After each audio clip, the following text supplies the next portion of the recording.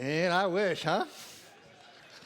All right, so we are in this series where we're asking questions. We're looking at questions Jesus was asked and questions that Jesus asked. And so 2 weeks, we spent the first 2 weeks dealing with questions that Jesus was asked. Today, we turn our attention to a question that actually Jesus is the one who is doing the asking. And here's the question, really. The heart of the question is this: what do you want? What do you want me to do for you, is what he asked, but I'm questioning this. What do you want? Let's say, for instance, okay, just play a game with me just for a moment. Let's say, and this you're going to really stretch your imagination on this one. Let's say I could grant any wish or desire that you have, right? I have unlimited financial resources. I have an irresistible political power. Maybe I have godlike supernatural abilities, and I could just snap my fingers. I can make whatever request you have a reality. I can think about that. And I gave you the chance to request one thing of me, just one. What is it you want? Now, I know it sounds like a kind of a preposterous idea, but actually what's interesting is that a very similar interaction happened here in the Bible. And not only did it happened a couple of times, and here's what's also very interesting. These 2 times that it happened, they happened back to back. One happens right on the heels of the other. It's really kind of an interesting connection that I haven't really noticed until I got into it this last week. Now, we're going to be looking in a book called the Book of Mark, and Mark chapter 10 to be specific. Now, if you're new to this, Mark is found in what's called the New Testament. New Testament, 2 major sections of the Bible, the Old Testament and the New Testament. The New Testament is about 2/3 of the way over, and Mark is the second book of the New Testament. I had to kind of work in my head there to make sure I had that right. Matthew, Mark, Luke, and John. First 4 books. So Mark is the second book of this New Testament. And then when you find that, go to chapter 10.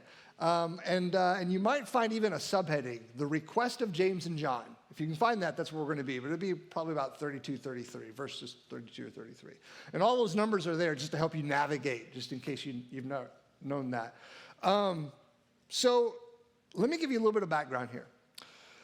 Jesus occasionally tells his disciples what awaits him in Jerusalem when he goes to Jerusalem to be crucified. The crucifixion does not sneak up on him, right? It's not a surprise to him. He knows what's coming, and he predicts it. In fact, he tries to prepare his disciples for this moment by telling them it's coming. Now, in Mark chapter 10, he not only tells them, he not only predicts his crucifixion, his death for the 3rd time, but this particular prediction is the most detailed. He provides, it's just kind of in terrifying detail what's about to happen to him. So verse 33, he says to his disciples, hey, we're going to go up to Jerusalem, and they will condemn him. Now, he's speaking about himself in the 3rd person, but he's still referring to himself here. They will condemn him to death, hand him over to the Gentiles, who will mock him, spit on him, flog him, and kill him. And then he says 3 days later, he will rise. Like I said, this is the 3rd time. And this is the most vivid, the most detailed description of what he would experience once they arrived in Jerusalem. Now, holding that in your mind, right? Just immediately on the heels of this prediction, James and John, these 2 brothers, they pull Jesus aside and they say, teacher, we want you to do for us whatever we ask. Now, this is how a child typically approaches a parent, that when they know they're going to ask a question and it's something they really want the parent to say yes to.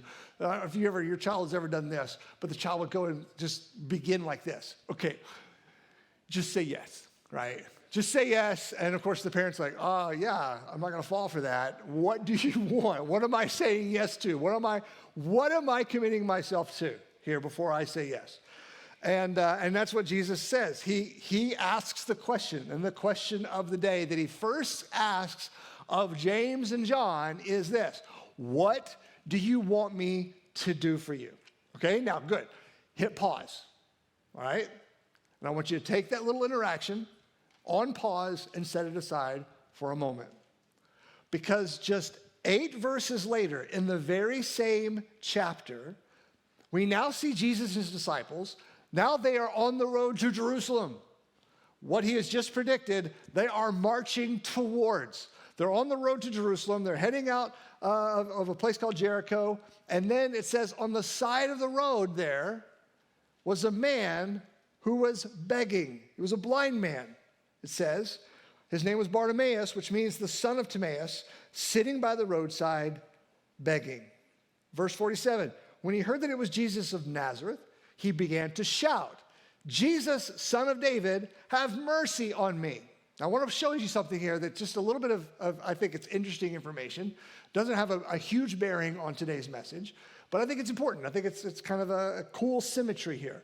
So these two same interactions, these two conversations are also recorded in two other books. So there's Matthew, Mark, and Luke. And all three of the authors who were writing about the life of Jesus thought that these two conversations, were important enough to include in their depiction of the life of Jesus. Now here's what's interesting. As Matthew writes this out, he includes a detail that Mark and Luke omit. Now, it doesn't make the story any less credible. It's just Matthew, like a different author would, he just includes different details than other authors. And Matthew includes the detail that it wasn't just one blind beggar, that there were actually two blind beggars. There were Bartimaeus and his buddy, right? And we know this because it says there in Matthew's version, two blind men were sitting by the roadside and they heard that Jesus was going by and they shouted, Lord, Son of David, have mercy on us. So you see, it's almost verbatim. And we believe it's the same event because in both of the scenes, the crowd does the exact same thing. The crowd tries to silence the beggars. Right? They try to keep them, try to shut them down, right? And why do they do that? You know, maybe the beggars made them uncomfortable. Maybe they knew that they were on a schedule, they had an agenda, and that if Jesus heard these guys calling out, you know, they know Jesus. He's always stopping for those guys, right? And we got to keep him moving. We got to keep him on task, right? They're trying to handle Jesus, right? Keep him moving towards Jerusalem. And we got a schedule to keep. And so just be quiet. We don't want to distract the master. But Jesus heard him, right? Well, let me back up and say, not only did he heard him because they wouldn't be quiet. Let me show you this. In Matthew 20, it says, but they shouted all the louder, Lord, Son of David, have mercy on us. So they refused to be quiet. They refused to be silenced. They just got even louder. And then, of course, Jesus does what Jesus does. Verse 49, he stopped and said, call him. Now, we're back in Mark's version, but as we read Mark's version, we're going to know that it's not just Bartimaeus, it's Bartimaeus and his fellow blind beggar. And throwing his cloak aside, he jumped to his feet and he came to Jesus. And now, Jesus asks Bart and his buddy the exact same question he just asked James and John. What do you want me to do for you? Okay, now hit pause again. So we have these two conversations, these two interactions. Two very different kinds of people, right? Two disciples and two beggars. Two different conversations, two different situations, two different interactions, two different kinds of people, but they all hinge on the exact same question. What do you want me to do for you? Now, I want you to imagine you have the opportunity to stand before God and God asks you the exact same question. And you get to make one request, right? You stand in front of Jesus and you, just like Bartimaeus, just like James and John, you get the same question from Jesus. What do you want me to do for you? Here's what I love about that question we're going to really get into today. The question, there's more to it than might meet the eye. Because this question lays us open. How you answer this question, because we're going to see how they answered this question. It cuts through all of our posturing. It gets right into all of our pretending, because how we answer this question really does provide a very accurate window into the state of our hearts and our souls. It provides a very clear picture on what we value most, what we believe about ourselves. Really, how we answer this question tells us about what we believe about who God is and the purpose God has in our life and the reason for religion itself. So this is a question that really can help us. If we deal with this question honestly, it can help us to determine the true condition of our hearts. And that's important because the people who have the hardest time really perceiving or understanding the true condition of our hearts is us. And that's the power of the question. So the question again, what do you want me to do for you? So before you answer that question, let's go back and let's look at how James and John and how Bartimaeus answer that question. Okay, let's start with James and John. So Jesus asks these two brothers, these two sneaky, conniving brothers, what do you want me to do for you? And here's what they answer. Let one of us sit at your right and the other at your left in your glory. Now, I want you to remember the terrible timing of this request. His description of what he was going to experience and endure in Jerusalem, those words are still hanging in the air when James and John sidle up next to Jesus. They swoop in, they kind of pull him away from the other disciples, and they ask him this question, right? They make this request. We want to sit at your right, we want to sit at your left. Now, why do they ask that? Because despite everything that Jesus has been saying, they're still not getting it. They still think that they're on their way to Jerusalem and Jesus is going to lead a revolution, right? They're going to overthrow the Romans and Jesus is going to establish a kingdom on the earth, a political, physical kingdom, right? And when the dust is settled, Jesus will be king. And then those who are most loyal to him, because this is how this works, right? This is how the economy of the world works. Those who are most loyal, those who are most committed, those who are the most dedicated, they get the chief positions of power and influence and authority. And they want the two highest positions. They want to be on the seats to his right and to his left. Which means when it all said and done, right, when the war is over and the revolution has been won and Jesus has been enthroned, they want to be second only to Jesus. That's what they're asking for. But what's Bartimaeus asking for? Let's take a look at him. See, when he asked Bartimaeus, what do you want me to do for you? It probably caused a little confusion. Not just for Bartimaeus, but probably for those that were there that day, for all the onlookers. Because when Jesus says, what do you want me to do for you? You didn't have to be God to see what Bartimaeus needed. What he and his fellow beggar needed was clear. It says it.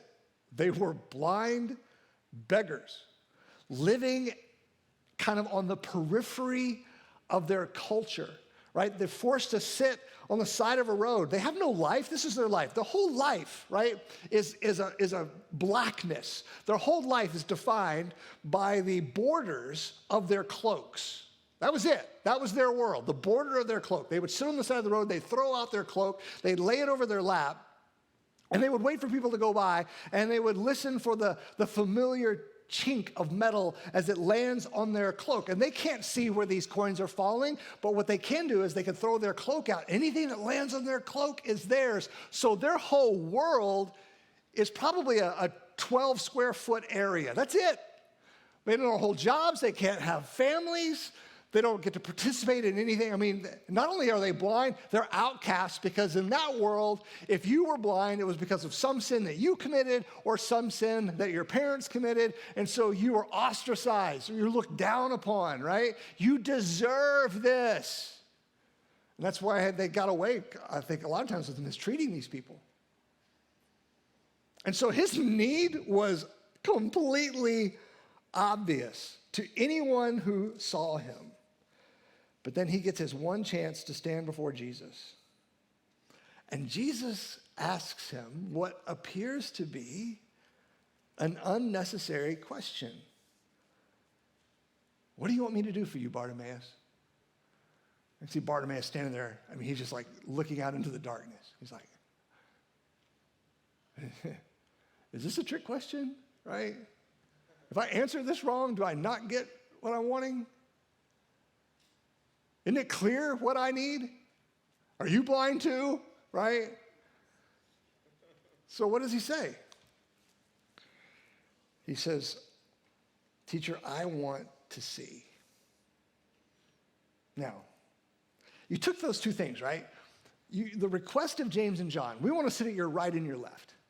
And the request of Bartimaeus, I want to see. And you know, on their face, you might think, how are they any different from one another? Both requests are just as self-serving as the other. But here's the thing. In reality, both requests are very different from one another. They couldn't be more different from one another. Because as I read this, and what Jesus is doing when he asks this question is, I think he's forcing Bartimaeus and he's forcing James and John, he's forcing them to declare what their belief is about who he is and what he came to do. He's forcing them to take responsibility, to own how they see the role of Jesus in their life, in their world.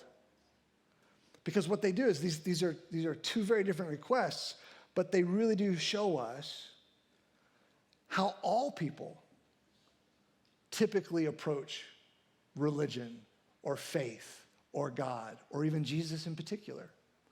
Because when we approach religion or faith or God, however you want to put that, right? A lot of times people will come to a faith, they'll investigate a faith, or they will look into a religion, or they will reconsider a belief in God. And what pushes them towards that really falls into one of two categories. And James and John are examples of one category, and Bartimaeus is the example of another category. So let's go back. We're going to do these in order again. Let's talk about James and John. What category do they fall into? What is it that James and John are really asking for? Let's stop and just consider that for a moment. Jesus says, what do you want me to do for you? And what do they say? We want to sit at your right, and we want to sit at your left, right? What are they asking for? They're asking for elevation. They're asking for promotion. They're asking for power. They're asking for money. They're asking for privilege. They're asking for influence. They are asking for God to change their circumstances. That's the heart of it. Think about it. This is how we've lived, right? I mean, everything we know about the disciples, they were just about as blue collar as any of the rest of us. They were common every day as any of the rest of us, but they hitched their wagon to Jesus, and some of them throughout this whole time, and I think sometimes even up until his death, and probably not until after the resurrection that it finally clicked with them, but they hitched their wagon to Jesus thinking he is their way forward. He is their path to advancement, to attain a status through Jesus on the coattails of Jesus they could never do on their own. So what are they really asking for? They're asking for him to change their circumstance. They want him to alter their environment. They want him to modify their situation. And I think a lot of people still will investigate God, or they'll look into religion, or they'll examine faith because they look around and they don't like where they're at, and they want to be more than what they are. They want more of whatever it is, right? More money, more influence, more power, more prestige, a higher platform, a greater status, and they think that the path to those things that they want is through religion. Because if I just do enough good for long enough time, then what God will do is he will reward me and elevate me. He will promote me, and maybe God will change, right? And why do we do that? Because we think that that's where our problem lies. My problem lies in the fact that I don't have enough money, or I don't have enough status, or I just wish I had a different job, or I lived in a different place. My problems would go away if my spouse really understood me, or if my kids were obedient to me, right? And so what they want to do is they examine faith, and they look at religion, and they even examine Christianity, because what they want to do is they want to leverage Jesus to advance their own agenda. And a lot of people still do it today. A lot of really religious people who have hitched their wagon to Jesus, they still do it because they hope that Jesus will in turn just bless them, elevate them, promote them. But what Bartimaeus does is completely different. And Jesus says to Bartimaeus, what do you want me to do for you? And what does Bartimaeus say? He says, I want to see. Let's talk about what Bartimaeus doesn't ask for. He doesn't ask for a change in his circumstances. He doesn't ask for a change in his environment, really. Right? Bartimaeus doesn't say, you know what, I'm glad you asked. I would really like a more lucrative spot on the road. Can you relocate me to where more rich people go by and I get more money? Bartimaeus doesn't say, could you just give me a bigger cloak so I can gather more money? He doesn't ask to be elevated. He doesn't ask to be promoted. He doesn't ask for his situation really to change. He doesn't ask for his circumstances to change, because what Bartimaeus understands that these two guys don't understand, his problem is not his situation. His problem is not his circumstance, right? Bartimaeus could have asked Jesus in that moment, I want you to make me the most famous, the most influential, the most powerful, the most wealthy person in all of Palestine. And Jesus could have granted him that request. But what he would have still have been was he would have still been blind. And so when Bartimaeus says, I want to see, you know what he's really saying is, my problem is not my situation. My problem is not my circumstance. He says, the problem is in me. In some ways, the problem is me. See, that's the difference. That's the difference between the two requests. See, Bartimaeus does what a lot of us don't want to do. See, we have a tendency to obsess over our circumstances. We want God to fix our situation. We want God to alter and modify our environment. You know why we want to do that? Because it's easier to blame our situation, our circumstances, or our environment on our problems than to do the deep and difficult work of looking inside ourselves. That's hard. That's difficult. Because we don't want to admit that our deepest problems, our real issues, are in us. Because if we can play the blame game on all of our situations, if we can play the blame game on all of our circumstances, if we can keep all of our problems external to us, then we never have to deal with what's going on in us. Bartimaeus doesn't do that. He says, I want to see. Why? Because this is the problem, not this. This is the problem. Here's one thing I want to make clear. Here's what I think is really interesting. Jesus asks the question of both of the two, right? He asked the question of the disciples. He asks the same question of the beggars. What do you want me to do for you? Now, here's the thing we have to remember. Jesus never asks a question he doesn't know the answer to.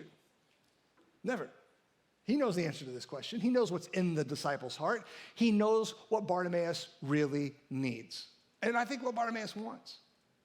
So why does he ask the question? Well, logically, if he's not asking the question for his benefit, he has to be asking the question for their benefit. And I think that's the important thing to understand.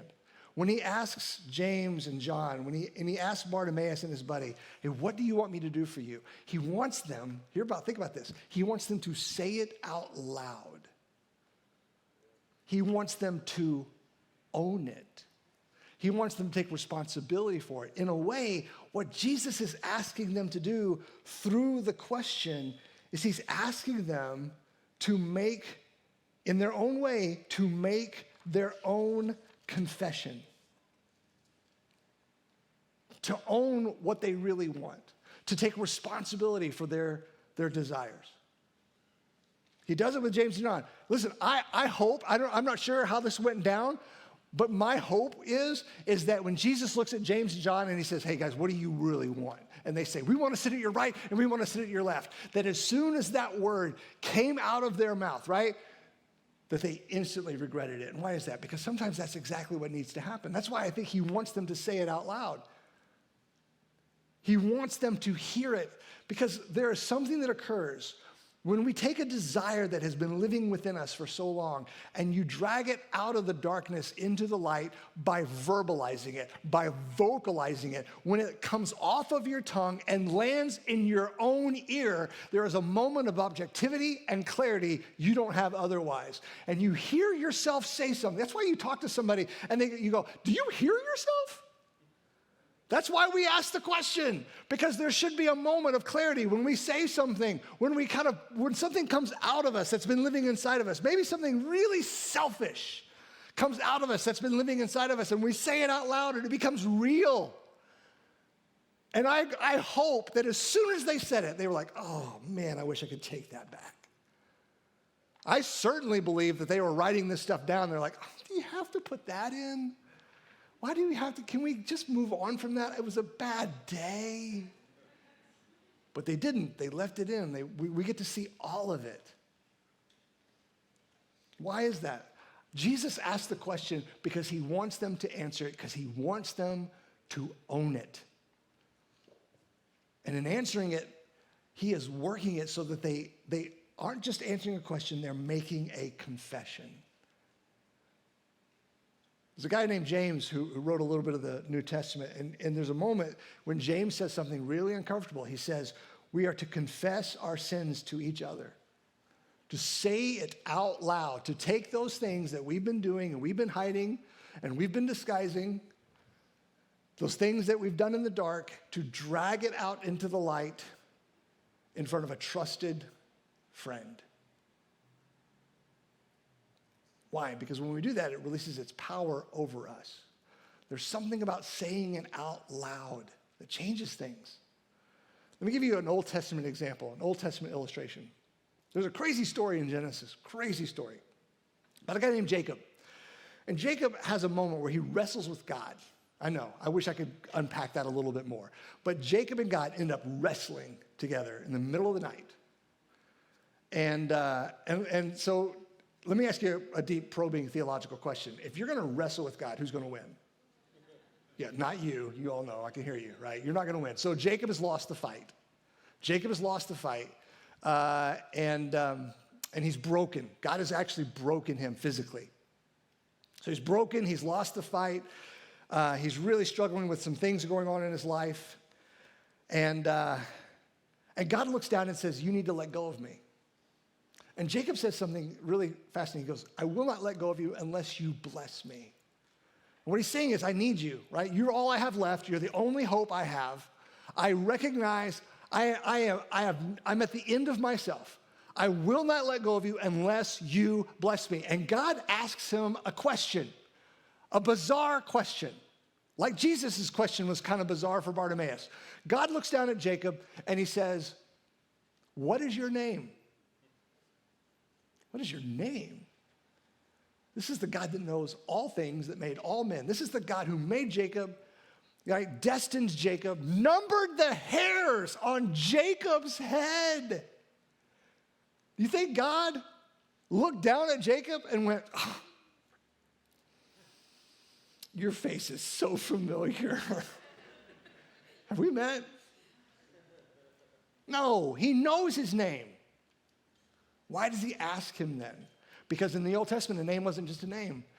A name was an identity.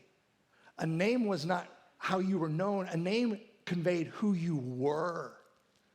What was Jacob's name? Jacob meant heel grabber, literally. Figuratively, it meant liar, swindler, thief, deceiver. Now, you look back over the course of Jacob's life, why he got himself in so much trouble is he was Jacob. He was the liar and the swindler and the thief and the deceiver.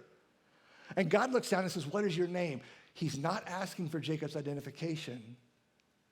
He's asking for Jacob's confession. What is your name? Who are you? And when he says, my name is Jacob, what's he doing? He is saying it out loud, and he's owning who he was, what he has been, the decisions that he has made. He is confessing. And why does God want him to do that? Why does God want him to say it out loud? He knows all these things about him. He's not surprised by any of the things that Jacob is saying. He's not surprised by James and John. He's not surprised by Bartimaeus. Why does he want us to say it out loud? because he wants us to own it, to take responsibility for it. And he wants us to say it out loud so he can heal us. Because that's where it starts. Because God immediately says, no, your name will no longer be Jacob, but Israel, because you have struggled with God and with men, and you have overcome. And he gives him a new name. A new name. In the Bible, when you get a new name, that signifies a new life, a new identity. It signifies transformation, salvation. You become a new person. His healing begins. He becomes a new person when he owns his old life. And the same thing is happening here. He wants James and John, he wants Barnabas, he wants them to make their confession, to own what they are saying. He wants James and John to hear the selfishness of the request as they drag it out of their dirty little hearts into the light for their own ears to hear it. He wants them to see it with clarity and objectivity they've never had before. But he also wants Bartimaeus to make his own confession. And what he's saying is I need you to do for me what I can't do for myself. See, look, he's not just saying, listen, he's not just saying I'm blind. When he says, I want to see, he's not just saying I need to see, he's also simultaneously saying, I believe you're the only one that can make me see. It's not just a declaration of his problem, it's a confession of faith in who is the solution. That's the beauty of it. And that's the question of the day. What do you want me to do for you? How have you approached God? What has been the purpose of God in your life? Are you wanting him just to advance your own agenda? Right? If you think I'm going to be religious and moral, and I'm going to give and serve and pray and read and sing, right? And then what God's going to do is God, when because of my devotion and my morality and my commitment, God's going to come along and he's going to elevate me. He's going to bless me. He's going to change my circumstance. He's going to change my situation. Like God's going to do something without touching the deep, dark, difficult parts of you. Too many people have been playing that game for too long. Or you're going to be more like Bartimaeus. You're going to say, listen, I get it. My environment's not the problem. My situation's not the problem. What's broken is in me. What's broken is me. I'm the one that's broken. And you're the one that can fix me. In fact, here's what I'm confessing. You're the only one who can fix me. Because what did he call him? Jesus, son of David. Did you notice that? When Jesus is going by, Bartimaeus says, what's going on? What's happening? And the crowd tells him, Jesus of Nazareth is passing by. How did they see Jesus? Jesus was Jesus of Nazareth, right? A great teacher, probably. But how did Bartimaeus, the blind man, actually see Jesus? He recognized him as the son of David, which was a title for the Messiah, a title for someone who was more than just a man, a title for someone who could save him. And when Jesus says, your faith has made you well, it's the word there. The word means your faith has saved you, not just healed you, not just healed your eyes. That's part of it, but he says your faith has redeemed you. Your faith has saved you. Your faith has transformed you. Bartimaeus got up and left the side of that road that day, not just a man who could see. He got up and left as a man transformed. And it says he followed Jesus along the road. And what did he become? He became a disciple. And that's why we know his name.